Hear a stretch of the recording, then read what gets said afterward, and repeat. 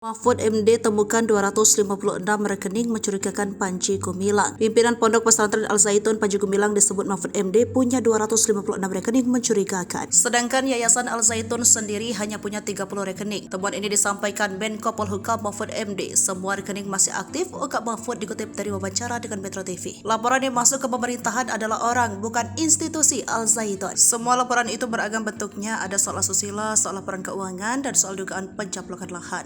Mahfud MD serta jajarannya saat ini sudah menelusuri dengan semua instrumen yang ada, di mana Panji Gumilang diketahui memiliki banyak sekali rekening. Data rekening itu didapatkan melalui instrumen yang dimiliki pihaknya. Selanjutnya, untuk para santri, wali santri Mahfud juga berusaha menenangkan soal nanti apakah ada temuan dugaan aliran dana dari NII atau NIKW 9. Mahfud menyerahkan semua itu pada proses hukum. Investigasi terkait masalah di Pondok Pesantren Al Zaitun Indramayu, Jawa Barat, Menko Polhukam Mahfud MD tegaskan dugaan kuat tindak pidana. Sesuai laporan yang masuk langsung ke Menko Polhukam maupun yang disimpulkan oleh timnya Kang Emil di Jawa Barat, ada dugaan kuat telah terjadi 3 masalah, ungkapnya. Maka terjadinya dugaan kuat ada tindak pidana. Ada beberapa hal tindak pidana, laporan masuk ke Menko Polhukam dan kesimpulan-kesimpulan dari berbagai penelitian.